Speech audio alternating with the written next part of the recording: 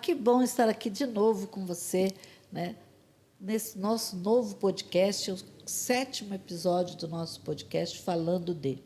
E hoje eu tenho a alegria de ter aqui comigo uma pessoa muito especial, que eu tenho um carinho muito grande, somos amigos aí já há um bom tempo, mas, além disso, é um ser humano muito bacana, muito especial no sentido de que ele vê a vida de uma maneira muito bonita.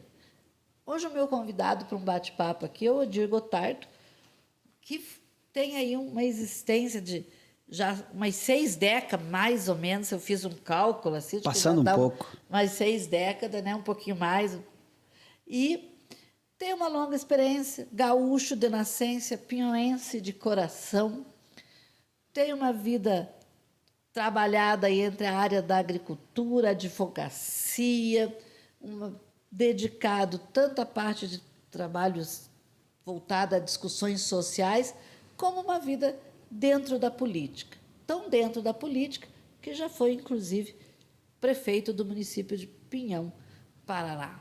Odir, é uma alegria muito grande te receber, né? Agradeço aí você ter aceito o convite. Você estava perguntando do que nós vamos conversar da vida. Pois é, mas primeiro, quem agradece sou eu. E eu queria ser merecedor de tudo isso, né, Nara? Eu queria ser merecedor de tudo isso que você disse, de todas dessas qualidades aí. Porque, sinceramente, nesses 62 anos de viagem, né, a gente faz muito balanço, né? Então, assim, eu penso que aos 50 eu fiz um balanço grande da minha vida. Penso que até os 50 a gente parece que leva isso meio no automático, né? Mas aos 50, assim, bateu uma necessidade de refletir sobre a caminhada. Então, de fato, Nara, a gente faz uns balanços e, por vezes, a gente se dá por conta, né, de quanta coisa a gente fez, quantas coisas que orgulham a gente, quanta coisa que não. Tem coisas na caminhada da gente que não orgulha a gente, né, que a gente fez e que no balanço a gente reconhece que perdeu tempo com aquilo ou que não fez do jeito que deveria fazer, ou enfim. Mas eu sou muito satisfeito com os meus 62 aí e até pelas relações que a gente estabeleceu, né? Eu ao longo da minha vida, eu estabeleci muita relação via relações sociais, né? Por identidade, inclusive com causas, né? Mas eu também estabeleci muitas relações pessoais por identidade mais pontual, né? Com coisas que às vezes dão prazer, que é a questão do lazer, que os amigos do futebol, os amigos da viagem, agora os meus amigos lá mais idosinhos igual eu, que são meus parceiros da bocha, e assim a gente vai. Odir, e o que faz hoje o Odir sair da cama, abrir os olhos e sair da cama? Tem muitos motivos, né, Nara? Eu acho que a primeira coisa é que eu na minha vida, felizmente eu tenho muita saúde, tenho disposição e eu vejo muito que não tem, né? Eu tenho uma casa que eu moro, eu tenho uma família bacana, né? Eu tenho uma condição que me permite comer bem, né? Que me permite, às vezes, viajar, me divertir. Eu tenho uma quantidade muito grande de amigos, né? Talvez nem todos me considerem tão amigo assim, mas eu considero todos, né? E eu acho que isso é uma riqueza. E quem não valoriza o que tem, se a gente não valoriza o que tem, não merece. Então, me parece que levantar da cama feliz da vida todos os dias é justamente uma forma de agradecer e valorizar o que a gente tem e o que a gente recebe, que não é pouco, né? Você sair na rua, Nara, e você encontrar alguém que te cumprimenta, que levante a mão para você e te dá um sorriso, isso não é qualquer coisa, não, né? Ouvir uma buzinada, ouvir alguém fazer uma brincadeira contigo, né? Eu acho isso extraordinário para a vida, né? Você vê no teu trabalho, você poder resolver coisas que as pessoas às vezes não conseguem, né? Você vê o sentimento de felicidade das pessoas, né? Semana passada, na outra, eu fiz uma uma retificação do registro de nascimento, uma pessoa que já tinha 56 anos. E, felizmente, foi tudo muito rápido. E você vê ela pegar aquele registro de nascimento novo, certinho, com a data correta do seu nascimento. O sentimento de felicidade, né? Às vezes você faz uma ação de uso capião. Aí você vê aquela pessoa pegar aquela matrícula do imóvel. Pô. Então, assim, eu acho que essas coisas são muito simples, muito singelas, não exigem muito da gente, não fazem a gente sofrer tanto assim. E parece que é tão bom quando você pode servir, quando você tem condições de ajudar alguém a superar um obstáculo. Então, essas coisas é que me motivam, né? E a recíproca é verdadeira, né? Por quantas vezes a gente é pego pela mão para resolver as coisas também, né? Sim. E a gratidão que a gente pode demonstrar é retribuindo, né? Se não aquele que te pegou pela mão para te fazer um bem, mas você retribui ao que estiver mais próximo, ao que estiver mais necessitado. Eu acho que é isso. A vida me parece que ela é simples. Nos últimos tempos, olhei muito para o Mujica, né? Pepe Mujica, o ex-presidente falecido agora de pouco, né? Presidente do Uruguai. Na verdade, nós complicamos muito a vida. A vida é muito simples. E nós não precisamos de motivos extraordinários, nem para viver e nem para viver feliz. Né? Ela é tão simples que os motivos pequenos, singelos, eles são suficientes, né? Para a gente viver bem e para a gente, eu diria, ser feliz. Eu acho que é isso. Eu tenho uma motivação automática, né? E acho que são importantes e relevantes para a vida. Hoje você vem de uma origem de família ligada ao campo, né? Ligado à terra. Você diria que isso foi uma base para você e que essa tua caminhada, que você chegou até aqui, tem muito dessas raízes? Então, meu pai, falecido agora, vai fazer 7 anos, agora em junho, né? Em julho, desculpa. Minha mãe, lá com os seus 84, foram aposentados. Meu pai e minha mãe aposentado como trabalhadores rurais, né?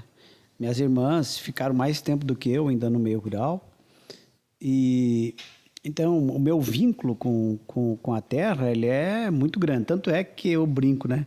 Se um dia quiserem me matar de sofrimento, me faço morar num apartamento, num prédio e tal, que daí penso eu que seria a forma mais cruel de tortura. De tortura.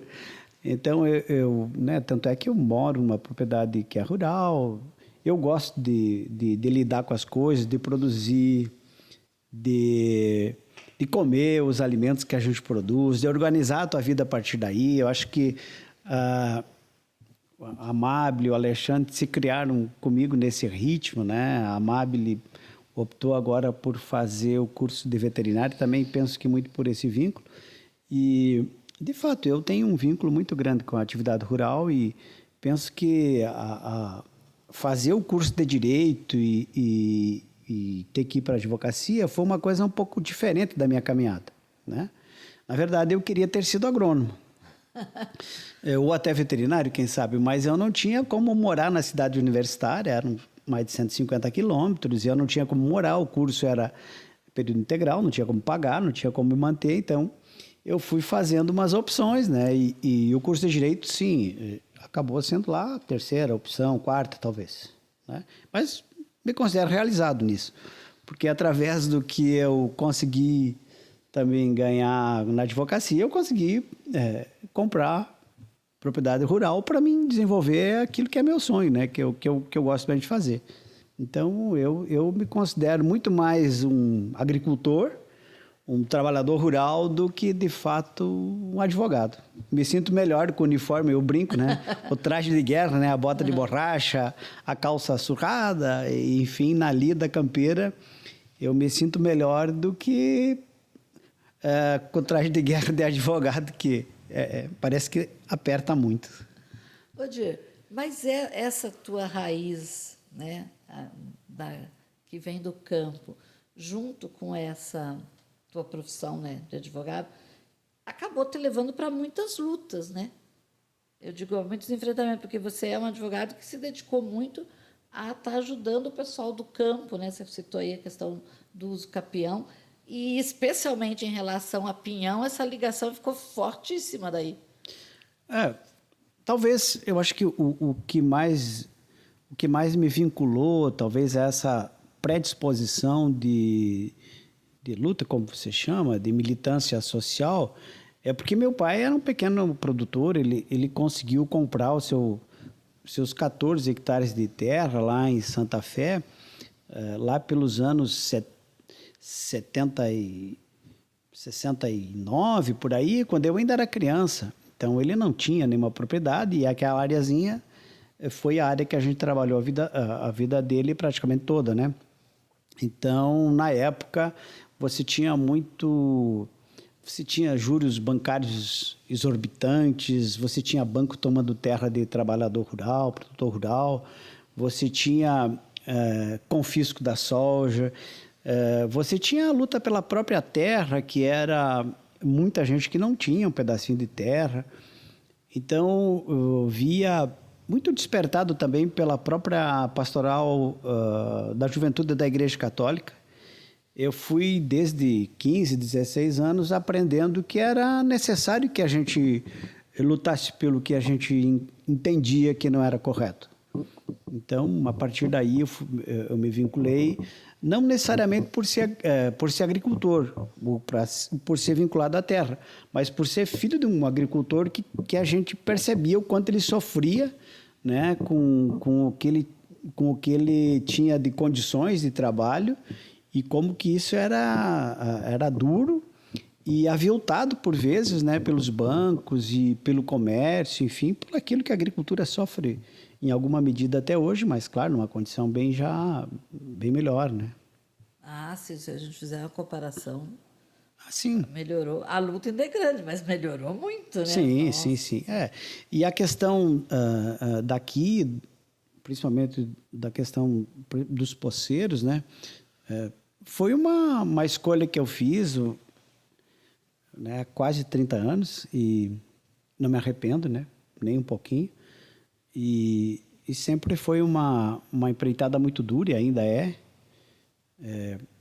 Eu vejo muitos resultados, né? Se tem colhido alguns resultados e talvez o principal resultado é que esses poceiros ainda praticamente todos estão em suas áreas, né? Então, quer dizer, eles não foram vencidos. Se eles tivessem sido vencidos, eles teriam sido despejados. Se eles estão lá e estão resistindo, então ainda eles não foram derrotados. E eu espero, sinceramente, que haja uma solução definitiva para isso, e esse é o sonho de todo mundo, que eu não vou entrar em detalhes, mas é ainda parte, eu diria assim, que é a minha principal preocupação como profissional e como militante social. Minha principal preocupação, minha maior preocupação hoje é com essa causa, e eu tenho meio até abdicado de outras para centrar as energias nisso. Odir, você comentou aí, inclusive, que lutas sociais, né? Você sempre foi envolvido nessas lutas sociais e, consequentemente, acabou se envolvendo em política. O que é a política para você? Eu entendo que a nossa caminhada, ela é a política é uma extensão da vida, ou ela é intrínseca à vida, né? Se a gente olhar grandes referências da humanidade, eles tiveram um papel político de envolvimento em causas sociais. Se a gente pegar todos os grandes nomes, né, principalmente aqueles que a gente gosta, né? Se a gente pegar quem foi, não estou fazendo comparação, por Sim. óbvio, né? Mas o que notabilizou boa parte da trajetória de Jesus Cristo aqui na Terra? O que ele fez aqui? Ele contestou o poder, contestou a forma, a exploração das pessoas, contestou a forma que a própria igreja à época, Sim. né, fazia as coisas. Isso é político. Isso é política. É claro que eram tempos diferentes, né? Sim. Mas certamente, se fosse um tempo que se escolheriam representantes, né, ele seria um grande nome. Né? Por quê? Porque ele se colocou ao lado de uma parcela, a parcela maior, mais grande da população, e se identificou com aquela causa. Então, claro, dadas as devidas proporções, né? Mas, assim, se a gente for olhar Mahatma Gandhi, né, que a gente gosta de olhar a história dos outros, né, o que ele fez? Né? Se identificou com uma causa e por essa causa ele lutou. Né? Então, assim, o próprio Lula, né? O Lula tem uma história de movimento sindical, enfim, contestado, amado ou odiado, mas foi a partir daí que outras coisas foram acontecendo, né? Então, assim, eu acho que a política é uma extensão e a gente nunca deixa de ser político. Você pode deixar de disputar a eleição, você pode deixar de ser filiado a um ou outro partido, mas aquelas pessoas que são atentas ao que acontece e, por óbvio, se insurgem contra a injustiça ou contra aquele poder que não resulta numa coisa positiva para a maior parte da população, ele está tendo uma atitude política. Então, todos nós somos, todos nós fazemos. Agora, em rede social, a gente vê... Todo mundo é político, né? Porque todo mundo tem uma ideia sobre o assunto, todo mundo é político, todo mundo é juiz, todo mundo tem uma autoridade religiosa também, porque ele invoca até, às vezes, a religião para julgar ou para justificar o seu julgamento, enfim. Então, acho que é isso. Eu acho que nas redes sociais as pessoas são principalmente juízes. Né? Eu tenho um pouco de medo disso, né? Porque eu nunca imaginei essas coisas de rede social. Você já imaginou um troço desse? Pra gente que... Bom, pegando a história aqui do Pinhão, né? Uhum. Quando eu cheguei em Pinhão, há quase 30 anos atrás, a gente ia na cabine da Telepar para fazer uma ligação, né? Aí a moça lá, fulano e tal, cabine 8, aí a gente ia lá... Daí saía, tinha que contar os pila, inclusive, porque depois voltava e tinha que saber se dava para pagar a conta, mas enfim. E na época tinha que ser dinheiro, não era com cartão. Dinheiro, só disso. Então, quanta coisa evoluiu, quanta coisa se modificou. E eu acho que a facilidade de comunicação é uma coisa muito boa, muito bacana, né? Hoje se comunica com o mundo de forma instantânea. Tudo que acontece pode ser transmitido ao vivo para todos. Isso é muito bom, bonito. Mas são ferramentas muito poderosas e que eu acho que ainda a gente não aprendeu a lidar com isso, né? Por exemplo, nós estamos conversando aqui, eu e você. Sim. Né? Mas isso pode repercutir muito o que nós estamos falando aqui. Sim. Então, na tua frente, eu jamais ia dizer alguma coisa que ofendesse você. Mas se eu estivesse lá em casa, na frente do meu computador ou com o meu celular na mão, é possível que eu fizesse uma referência depreciativa a você por qualquer coisa. Por quê? Né? Porque tem uma música que fala, né, que a distância aumenta a coragem, né? Então, pela distância que a gente tem, e a gente às vezes esquece que você está na presença das pessoas. Então, essa instantaneidade da comunicação, ela te impõe a condição de que você está sempre na presença de muitas pessoas. Então, você tem que cuidar muito do que você diz.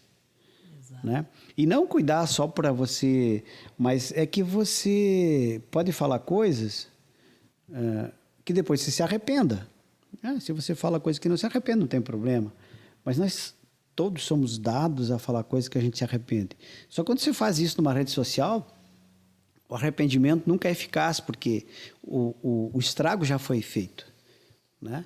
Então, a gente tem que tomar muito cuidado, porque quando você está conversando numa rede social, conversando num grupo de WhatsApp, tem um monte de gente, tem um monte de gente que está te ouvindo, está te enxergando, e por vezes a gente esquece que tem coisa que você jamais diria na frente daquela pessoa. Ainda mais eu do meu tamanho, né? Imagina se essa pessoa for grande e forte, eu jamais. Então, mas é sério, a gente brinca, mas é sério. E muita gente esquece disso. Muita gente acha que está ela e o aparelho, e às vezes fala coisa num grupo que ela jamais teria, se tivesse numa roda de conversa tomando chimarrão, jamais falaria isso. Por isso que eu prefiro a roda de chimarrão, né, Nádia? Porque daí todo mundo é muito mais autêntico. Exatamente. E eu digo que hoje tem que incluir, né? Meu pai sempre dizia para a gente assim, olha, nem quando você está muito feliz, nem quando você está muito triste, com muita raiva, você toma decisões, você se expressa, né? Deixa se acalmar. Eu acho que hoje a gente tem que incluir isso, né?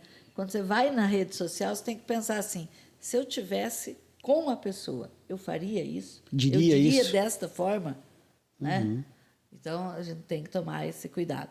Enquanto o nosso amigo aqui molha ali a goela, descansa um pouquinho, eu quero lembrar você que está aí acompanhando esse nosso bate-papo aí, sei que você está gostando, então aproveite esse momento, curta, compartilhe, se inscreva no canal da TV Fatos, acione o sininho, porque além do podcast, você vai estar sempre recebendo notícias, né? Nós estamos sempre trazendo reportagem, tem o programa do Ajudão, né? Meia hora com o Ajudão, para quem gosta do tradicionalismo, para quem gosta da música gauchesca, para quem gosta de música, né? O programa, nas terças-feiras, entra o programa do Ajudão.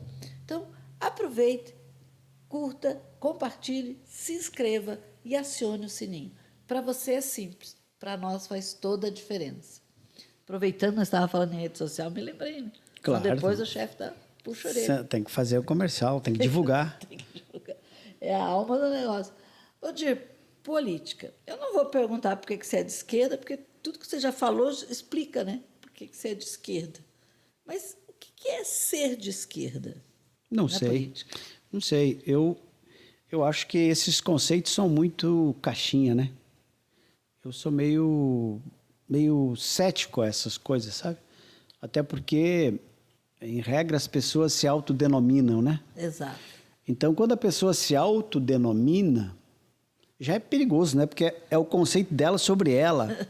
Quem somos nós para nos avaliar, assim, conceitualmente? Né? E outra coisa, essa coisa de esquerda e direita, eu acho que ela é um tanto artificial e superficial para a gente fazer avaliações. Eu acho que eu tenho relações muito amplas com gente que tem pensamentos que se autodenominam de direita e fazem... Eu não me autodenomino de direita, mas também não acho que eu sou... Não sei, enfim, vá lá. Mas eu olho para eles e penso, eles têm atitudes que é claro que eu olho com uma certa... Pô, não esperava que você tivesse uma atitude dessa. Mas eles têm atitudes também tão bonitas, que eu admiro tanto, que eu me encanto com eles e mantenho relações muito profundas às vezes. Então, eu acho que esse negócio é muito relativo. Eu acho que a grande preocupação que a gente tem que ter é a coerência naquilo que você diz e naquilo que você efetivamente faz. Eu aprendi muito com um amigo meu, que ele falava que a prática é o critério da verdade. Então não adianta alguém se autodenominar cristão, sentar no primeiro banco da igreja, fazer tudo aquilo que o padre ou o pastor fala. E por vezes tem que relativizar também o que o padre e o pastor fala, mas enfim, ele achar que ele é o cristão modelo e ele sai por ali pisando no primeiro irmão que ele encontra. Para mim, me parece anticristão, que Cristo dizia que a gente tinha que amar o próximo como a si mesmo. Então, eu acho que essas coisas são muito relativas, né? As coisas de esquerda, direita, porque eu acho que não é o que você se autodenomina, nem o que às vezes dizem que você é, mas é realmente aquilo que você faz no teu cotidiano, né? Então, eu acho que nenhum de nós é tão Deus ou demônio, né? Tão certo ou errado, a ponto de que a gente tem que fortalecer essa segmentação, essa coisa de os de lá e os de cá. Não me parece que seja assim, né?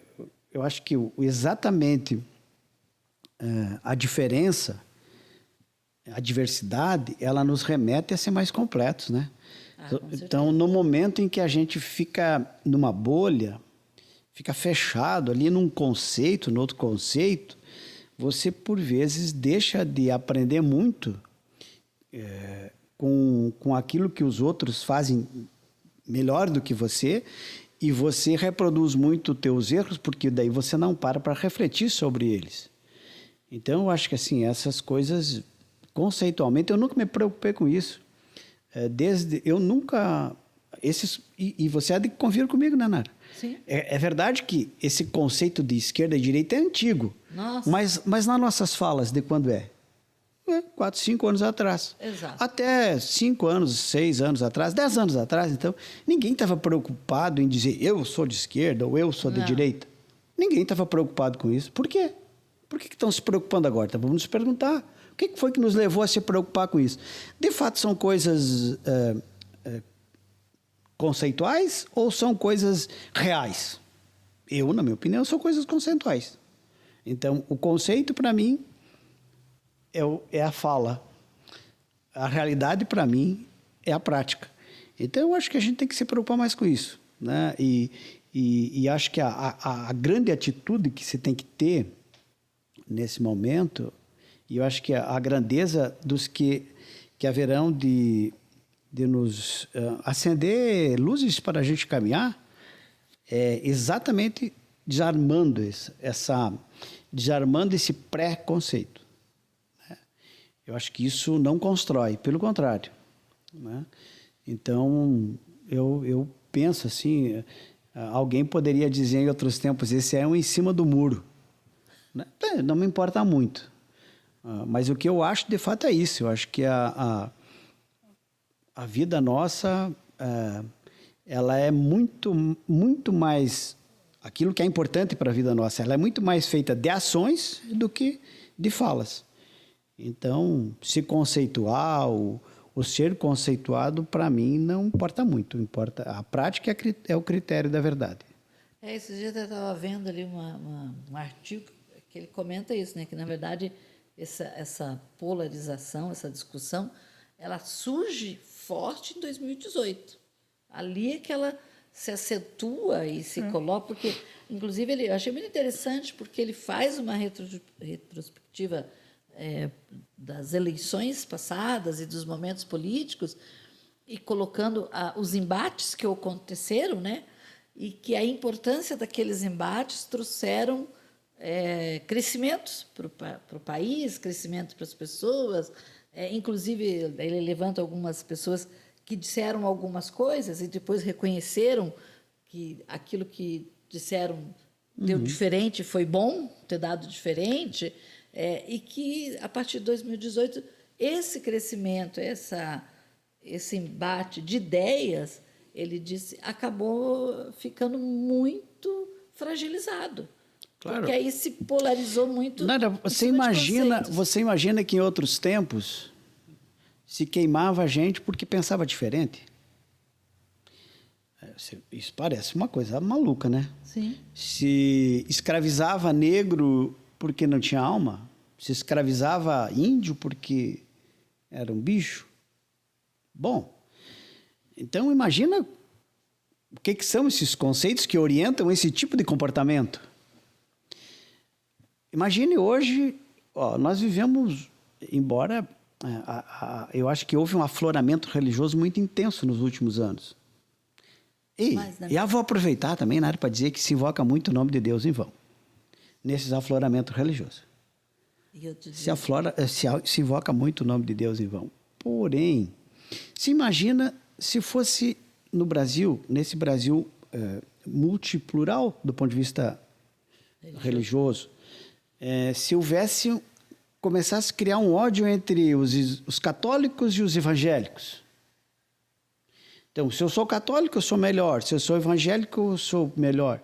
E isso fosse se acirrando nessa perspectiva de esquerda e direita que se utiliza para a política. A gente não ia achar isso um absurdo? Então, me parece que é isso. Eu acho que na política, essa polarização recente, eu não estou dizendo que não tem sentido e que não tenha motivos, porque senão eu estou dizendo que as pessoas estão... Não, eu acho que cada um tem seus motivos para pensar o que pensa e a gente tem que respeitar todos. Esse é o princípio. Ponto de partida.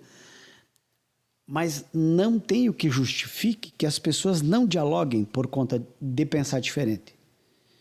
Não tem sentido. Então, eu acho que eu até esse final de semana recebi um casal de viajantes, né? O rapaz era argentino e a menina era colombiana. E eles estão há 12 anos na estrada. E aí conversamos muito.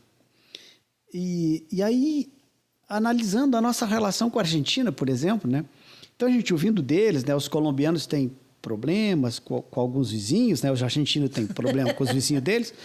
E a gente olhando para o Brasil assim, não tem um problema com nenhum vizinho.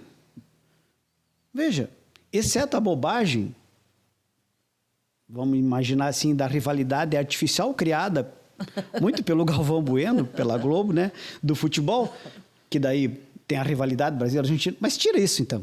O que nós temos com nossos vizinhos? Claro, os uruguaios têm um sentimentozinho, né? Os paraguaios têm um sentimentozinho, porque... mas quem surra esquece, né? Então, mas veja, nós não temos problema nenhum com nossos vizinhos. Imagina você criar uma questão artificial para você se encrencar com o teu vizinho. Você imagina, você pode desencadear uma guerra, Exato. que é o que ocorre pelo mundo afora aí, né? Muitas coisas insanas. Então, eu acho que essa coisa de você não dialogar, de você se autodenominar, de você e no momento de se autodenominar, você achar que você é superior, que você é melhor, né? Isso é perigoso, né? E a gente não pode esquecer que as micro-relações, do resultado da somatória das micro-relações que ocorrem as grandes, né? Então, assim, se a gente vai alimentando isso com a gente, na casa da gente, com os amigos da gente, com os vizinhos da gente, com as pessoas que a gente tem relação e outros forem fazendo isso se torna uma coisa grande. E a gente tem essa descrição que você põe aí dessa experiência, a gente tem pautado, vivido. Então, eu acho que preciso romper. A grande luz que nós precisamos é exatamente isso, é desarmar a gente de espírito, né? Nós precisamos estar mais desarmados de espírito. Nós precisamos refletir mais sobre as coisas porque assim, eu tenho certeza que muitos fazem esses balanços e percebem que também perderam muito tempo, às vezes, acreditando dogmaticamente em algumas coisas, né? Você dogmaticamente acreditar em alguma coisa, seguir aquilo como uma coisa... como é que a gente poderia chamar isso? Como um dogma, pronto. É um dogma. Bom, você corre um grande risco de perder tempo. Então, eu acho que a gente não pode pautar a vida da gente por isso, né? Então, a vida é muito curta, gente. No meu 62, aí eu já estou fazendo os cálculos que eu sou um privilegiado, porque já vivi 62, mas eu olho em roda assim, eu olho no espelho, olho meus amigos. Então, a vida é muito curta para a gente perder com essas coisas, né? Embora há tempo para tudo, mas eu acho que a gente... esse aprendizado que o tempo nos traz, me parece que é muito importante que a gente converta em reflexões, né? E nesse momento, me parece que a nossa grande tarefa, os que conseguem se abstrair um pouco desse furacão, né? Sair um pouquinho do olho do furacão e ficar do lado, olhando quem está no meio lá, por que está na ventania, né? Eu acho que é exatamente atuar de bombeiro, atuar de pacificador. Eu acho que temos muito pouco... Nós temos muito mais para perguntar e para nos perguntar do que responder. Penso eu que nós estamos num momento da nossa vida e da nossa sociedade que a gente precisa muito mais ouvir do que falar. Me parece que nós precisamos aprender muito mais do que ensinar. Nós temos que saber que nós não estamos com essa bola toda, não. E aí vou aproveitar e falar uma coisa aqui também que muita gente a gente ouve, né? Das pessoas da minha geração, principalmente. Do meu tempo, do nosso tempo, essa juventude. Cara, isso é perigoso, porque a gente pode estar assinando um atestado de incompetência. Porque se essa geração que está aí, eu não concordo com essa... Mas se essa geração que está aí não é tão boa quanto queríamos, quem falhou? Foi nós. Porque nós éramos os adultos da rodada. Nós éramos o responsável. Nós éramos os adultos. Então, se essa geração não veio do jeito que a gente queria, quem falhou foi nós, não foi eles. Não acho que nem nós e nem eles falharam. Eu acho que os tempos são outros, as coisas são outras. E esse choque, né, também etário que ocorreu conosco lá atrás. Sim. Né, com nós e nossos pais e os idosos da época. E a gente não para refletir sobre isso também, né?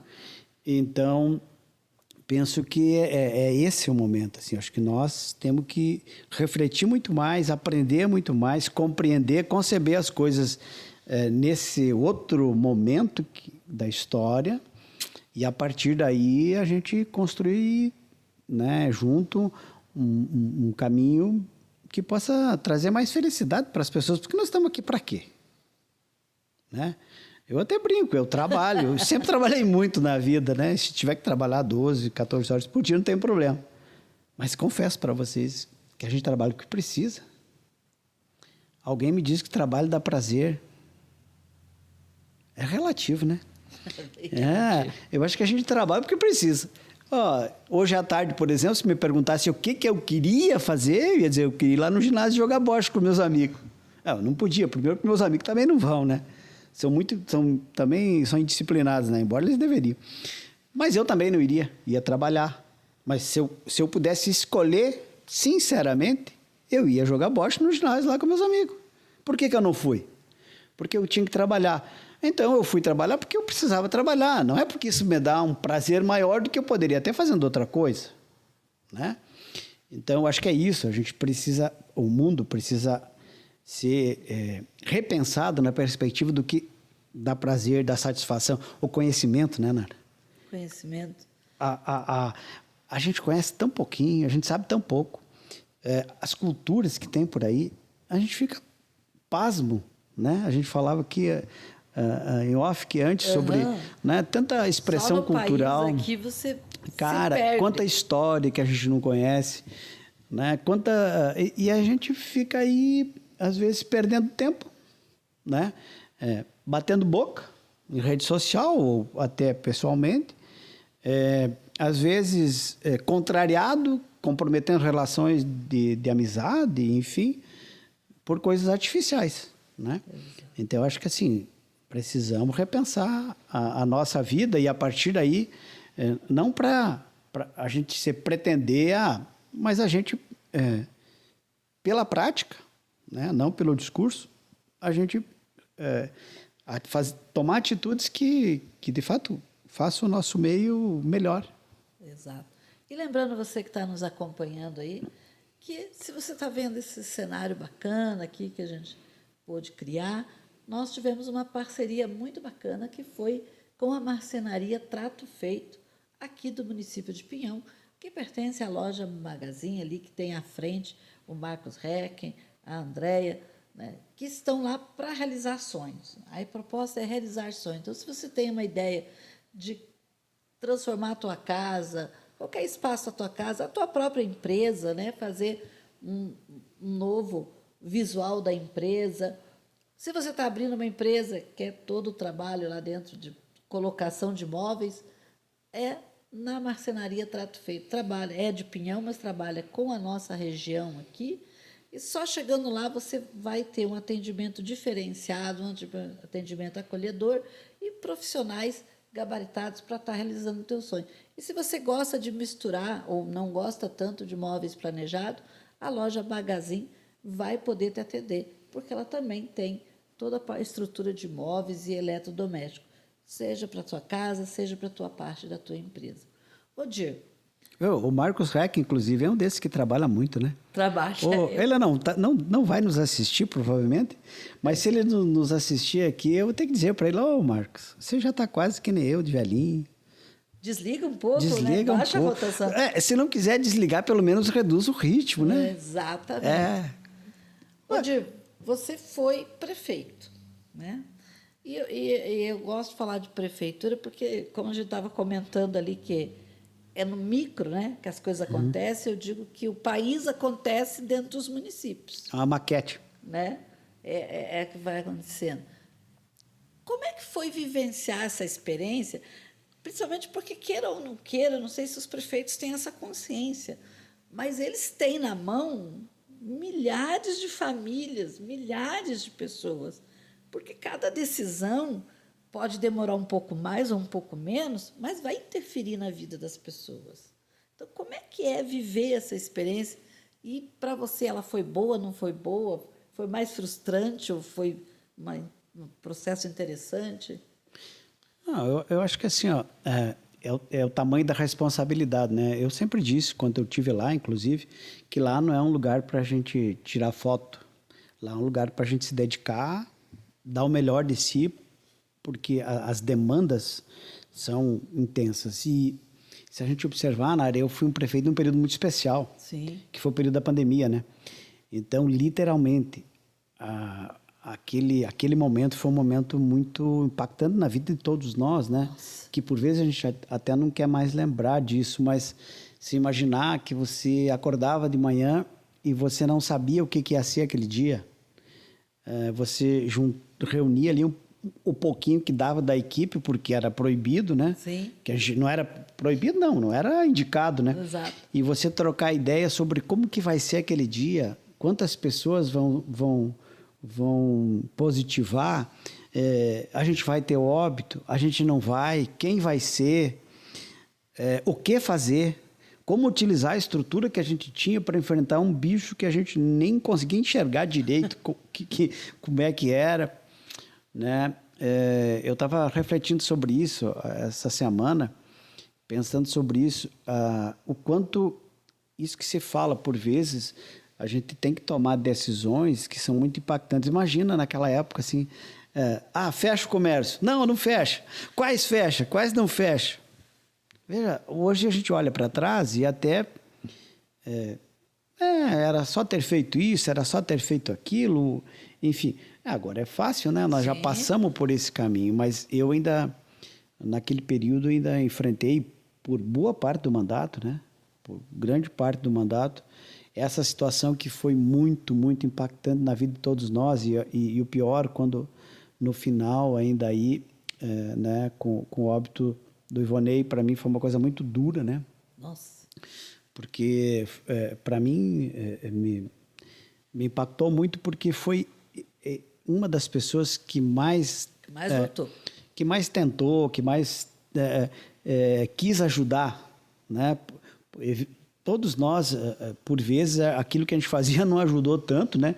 Mas a dedicação dele, a predisposição dele de se colocar integralmente a serviço da população e da saúde naquele período, talvez tenha custado a vida dele, né? Então, para mim é uma coisa assim emblemática, por quê? Porque é aí que a gente vê exemplos de doação por uma causa, né? Então eu tive isso lá, eu tive muitos e eu só citei o Ivonei porque, né? Foi mais muito forte, mas outros servidores também que eram Sim. muito dedicados, né? Que também se foram, mas outros tantos servidores que foram muito dedicados e ficaram, né? Que estão aí. E então, como a gente contou com coisas bonitas de solidariedade. O que mais eu lembro assim de convocar costureiras para costurar máscaras, costurar voluntariamente, trabalhar horas e horas do dia costurando máscaras e aventais e, enfim, equipamentos. Essas coisas assim para mim foram as mais bonitas. É claro que você poder fazer uma estrada lá para aquele que não tinha, te dá uma felicidade, uma alegria. É claro que você poder entregar uma obra para uma comunidade é uma coisa que auxilia a vida das pessoas. Mas eu acho que, para mim, o que mais me impactava assim, era, por exemplo, você vê servidores que faziam além do que era a obrigação dele para servir. Né? Pessoas que trabalharam comigo, muitas delas, a maioria delas, né, deram o seu melhor, fizeram, então, por uma causa, e eu sei que acho que foi insuficiente. E eu sou muito tranquilo. A minha frustração, ela fica muito condicionada a tantas demandas que eram importantes, necessárias, e que a gente não alcançou, Sim. por limitação orçamentária, principalmente por limitação orçamentária, porque o resto a gente correria atrás, né? Mas não tinha. O orçamento era aquele, né? Então, assim, é claro que eu tive frustrações muito grandes em questões porque a gente queria mais, né, entregar mais. Se você fizer um paralelo dos orçamentos daquela época com o orçamento de hoje, você vai ver que é muito desproporcional, né? Então, eu tenho a sensação que jogaram uma praga felizmente ali. alguém... Então, que bom que hoje está assim, porque aí quem está aí no processo de gestão pode entregar mais. Sim. Deve entregar mais, né? Eu lembro, eu até brincava, né? Esses dias eu acompanhei intermediar uma emenda parlamentar para a gente investir nas reformas das canchas, né? Com o deputado Tadeu Venere. E aí, quando eu contei para o secretário da intermediação, eu falei, olha, o valor é esse.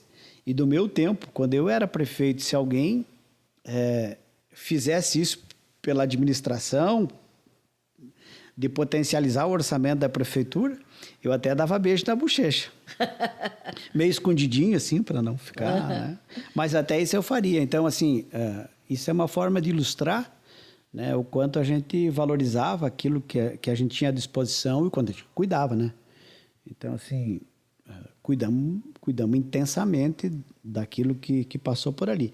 Mas, então, eu diria assim, eu tive momentos, assim, de coordenar uma equipe muito dedicada, de coordenar pessoas bem intencionadas que iam até o seu limite para fazer as coisas e, ao mesmo tempo, a frustração de não poder ter alcançado. Não que a gente quisesse fazer tudo Sim. Não pode, né? Mas pelo menos ter feito mais. Ter feito mais que eram coisas importantes, necessárias, né?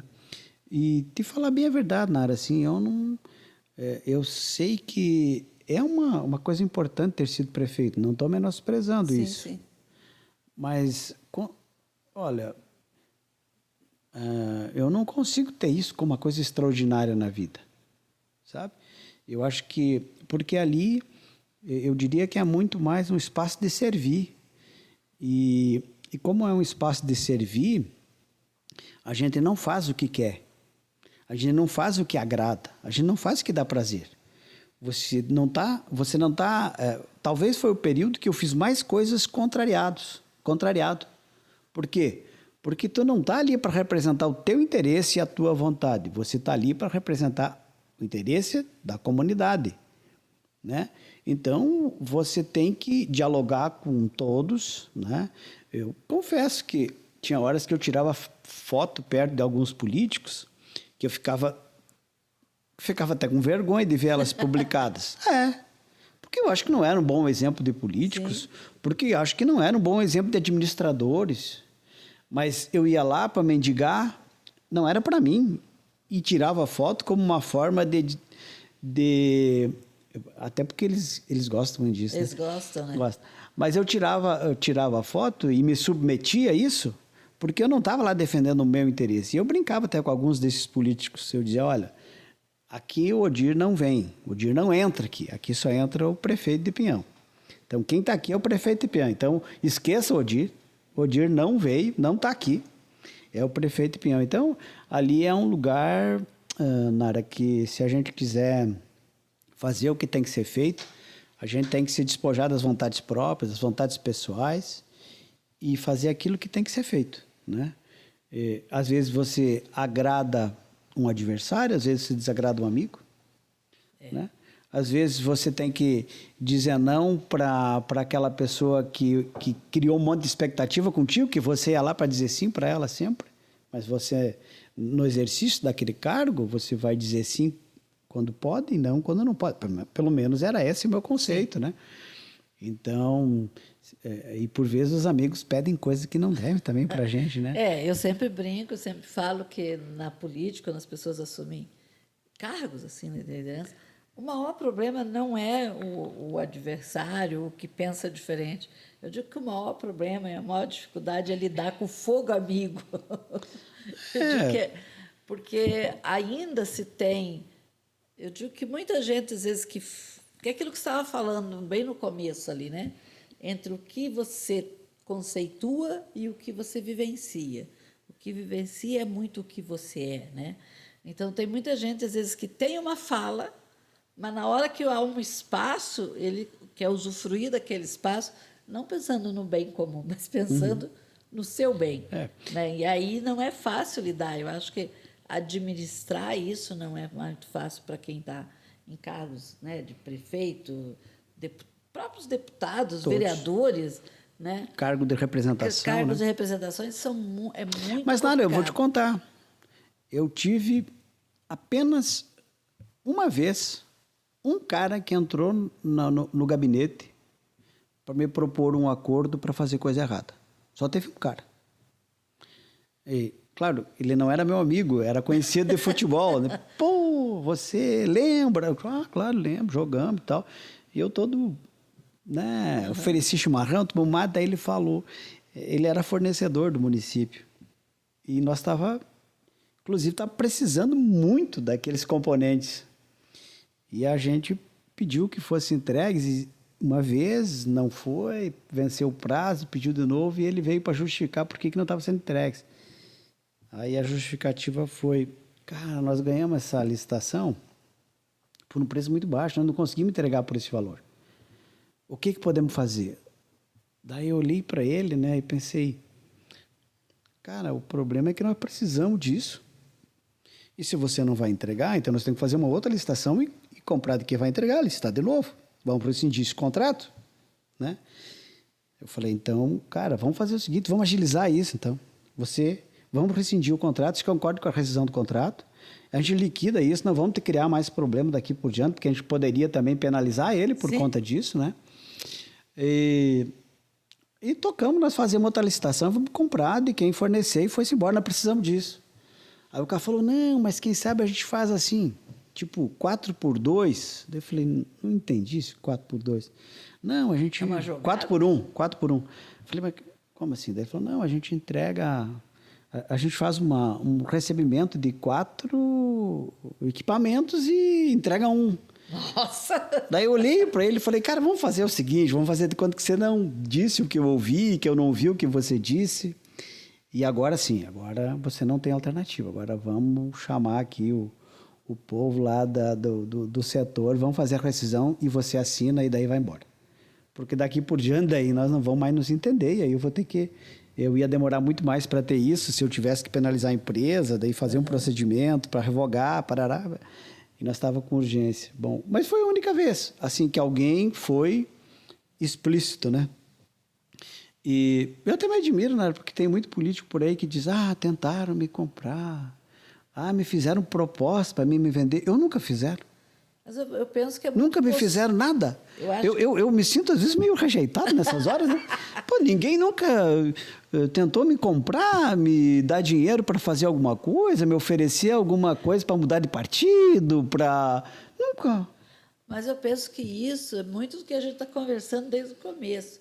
É postura de vida, né? Porque quando você chegou lá para ser prefeito, você tinha uma caminhada, né? E cada um conhecia essa caminhada dentro de uma postura, e já tinha vivido várias situações em que as pessoas já sabiam com quem estariam lidando, né? Então, eu acho que isso conta muito na hora que você... E a própria postura... E eu confesso que isso foi eu tinha essa expectativa de que isso pudesse ocorrer. E eu confesso que foi menos do que eu pensava, foi esse caso. E pelo menos os que foram explícitos comigo, né? Foi esse caso. E eu acho que isso foi uma coisa positiva na minha caminhada. Eu não precisei, porque é uma coisa constrangedora, né? Sim. É uma coisa constrangedora você achar que você está à venda, né? É muito ruim isso, né? Então, que bom que isso aconteceu um pouco comigo. Eu achei que isso foi um fator muito importante também. Ô, Dir, nós começamos a conversa, né, falando aí do 6.2 que você está e tal. Para nós, mulheres, chegar aos 60, né, toda essa marca, né, tá mudando, a vida muda, como é que é, mas tem um peso grande. Mas eu percebo, e esses dias eu estava até comentando com umas amigas minhas, que a gente não pergunta muito para os homens como é que é chegar aos 60. É difícil também? Vocês também percebem transformações físicas, situações? Como é que é chegar aos 60 para um homem? Então, Como foi para você? muda muito. Eu acho que eu tenho o privilégio, Nara, assim, ó, de passar o ano todo sem tomar 3, 4 comprimidos para uma dor de cabeça, porque eventualmente tomei um pouco mais de caipirinha. Então, eu tenho o privilégio de ter uma saúde muito boa, né? Eu tenho o privilégio de ter uma vida ativa, né, com os amigos, né? Se a gente vai atender todos os convites e se a gente vai... todo dia você tem uma atividade, né? Eu tenho a felicidade, por exemplo, de ter uns espaços. Eu sempre gostei muito do esporte, né, do lazer, e até que eu pude com o futebol, né? Então, futebol é uma coisa extraordinária, né? Esses naftalina, e os velhos do naftalina é uma irmandade, né? Que a gente conviveu muito tempo então, uma das limitações que eu sofri foi essa, né? Eu tive uns milímetros de cartilagem desgastada que não me permite mais jogar futebol. É um impacto, né? Você não tem mais muito convivência com aquele grupo, porque você não vai lá para ver um jogo. Quem gosta de jogar futebol não vai lá para ver um jogo do nível que os naftalina, que nós conseguimos produzir. Não é uma coisa tão agradável. Para o olho é mais agradável se você for jogar. Sim. Então, você tem que fazer outras escolhas, né? Por exemplo, Pinhão não tem uma tradição de bocha. Um que o outro que joga. Tanto é verdade que hoje nós temos um grupo lá que se reúne terças e quintas, lá no ginásio, e é um grupo limitado, assim, é coisa de no máximo umas 12, 14 pessoas. Mas é um grupo bacana, né? Então, assim, ó, a idade, eu acho que ela nos traz essa... para mim, ela limitou em algumas coisas, né? Mas ela trouxe outras coisas, né? Que eu acho que eu acho que me preparo um pouco para isso, sabe? Eu tenho consciência do que eu não devo mais fazer. Isso é importante. Tenho consciência, não, isso não dá. Ó, eu tô cada vez... Agora eu venho trabalhar, o Alexandre vem dirigindo. Por que eu vou estar dirigindo? Eu posso sentar e vir de carona. Eu vou fazer lida lá, as lidas, eu sei que eu não vou erguer determinada quantidade de peso, eu sei que eu não vou fazer uma tarefa mais pesada. Tem uma questão de consciência da gente. Eu não fico brigando contra a força do tempo. Contra a máquina, não adianta. Não adianta você brigar contra ela. Você tem que se condicionar a ela. Mas eu acho que eu estou muito tranquilo. Eu não consigo, por exemplo, ficar triste por conta disso. Não consigo me sentir... Não, pelo contrário. Eu acho que eu até estou bem melhor do que eu estava quando estava com 40. Que aí a gente... É um turbilhão, né? Você trabalha, você se preocupa, você olha para frente, você olha para trás. Agora não. Você chega no momento da vida que... Bom, tô aqui, daí, né? Vamos seguir. Eu sou muito tranquilo com tudo, né? Muita gente se desespera, e agora estamos velhos.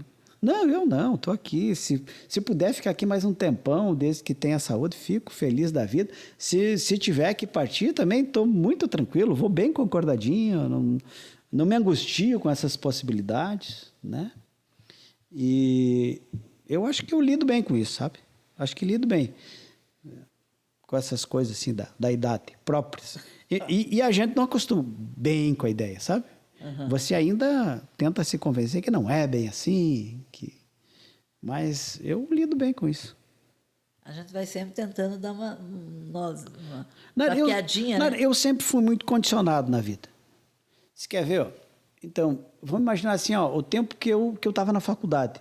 Eu tinha que fazer 310 quilômetros todas as noites para estudar.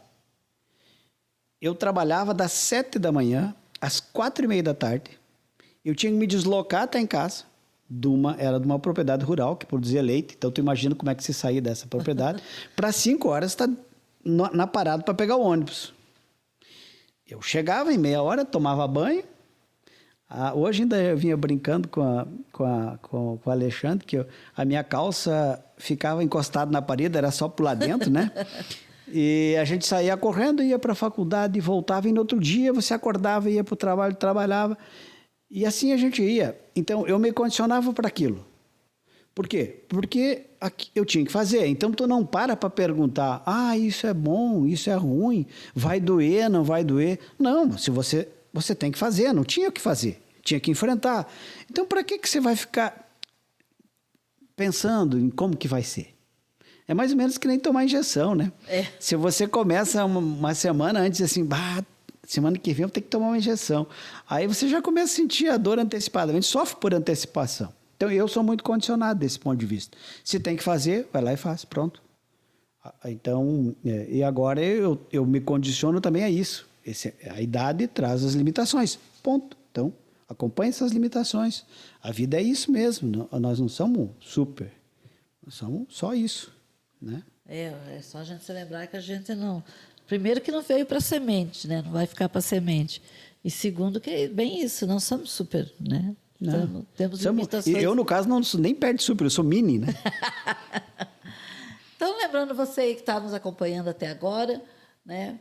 Primeiro, que se você aí está querendo fazer um tratamento capilar, lembre-se de procurar a terapeuta Vânia Levinsky, aqui no município de Pinhão, uma profissional nota 10 e que tem toda uma equipe lá, tanto para atendimento de terapia capilar, quanto para quem quer também fazer um tratamento, a parte de salão, né, de beleza, seja maquiagem, seja fazer unhas, seja cuidar do cabelo, dentro da terapia, fora da terapia, no Espaço Maria, com a Vânia, terapeuta capilar.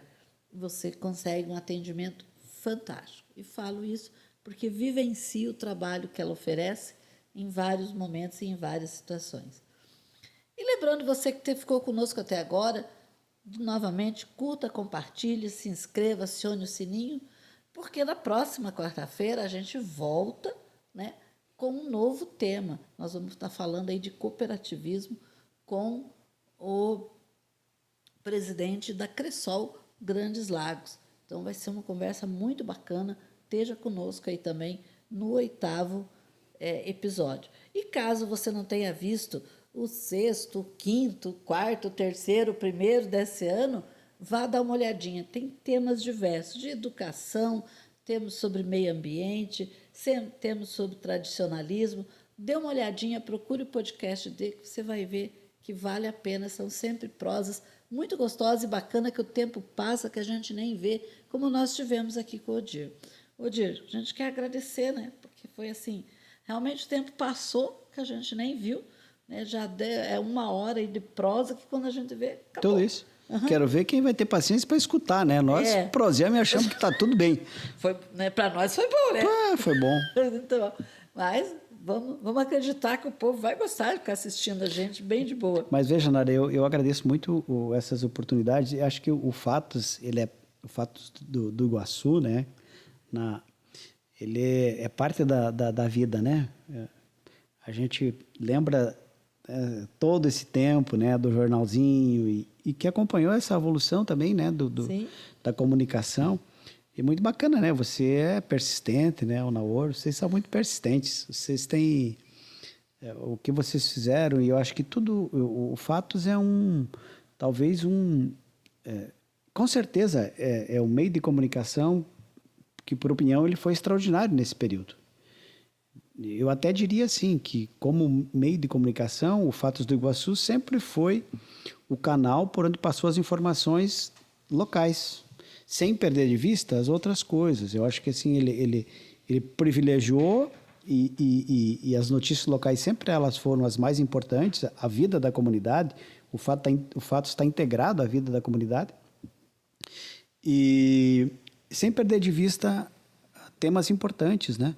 Então, vocês têm uma caminhada muito bonita. Eu acho que, como jornal, se um dia você for entrevistado assim no podcast, você pode falar sobre isso, que você não vai estar exagerando. E o Naori, que quase nunca fala, né? Talvez seja ele o entrevistado. Quem sabe um dia nós conseguimos, né? Mas daí aí arrisca aparecer uns meteoros. O que ele trabalha bem atrás da câmera, ele tem uma dificuldade. Talvez a parceria deu certo por causa disso, né? Tem uma que gosta de estar na frente da câmera, ou não se atrapalha tanto para estar na frente da câmera, e tem um que não tem perigo. Olha, já fizemos 1000 negociações, mas não tem condições. Mas parabéns para vocês, e é um privilégio. É um privilégio a gente participar dessa caminhada de vocês e estar aqui com vocês. Eu estou sempre à disposição. Imagino que isso que eu falei, né? Para a gente foi uma coisa ótima, né? E espero que a gente possa também trazer alguma pontinha de despertar, né? A partir dessa experiência minha de vida, enfim, nas pessoas que vão nos ouvir por esses dias aí. Exato. Não, foi um prazer muito grande, realmente passa que a gente nem vê. Eu tenho certeza que realmente quem assistir se enriquece, porque eu acho que toda vez que a gente traz a experiência de vida de alguém, você aprende, você cresce. Então, foi muito bom, muito obrigado por mais esse momento junto aí, que é sempre muito bom. E para você que nos acompanhou, te esperamos na próxima quarta-feira com o próximo podcast Falando de.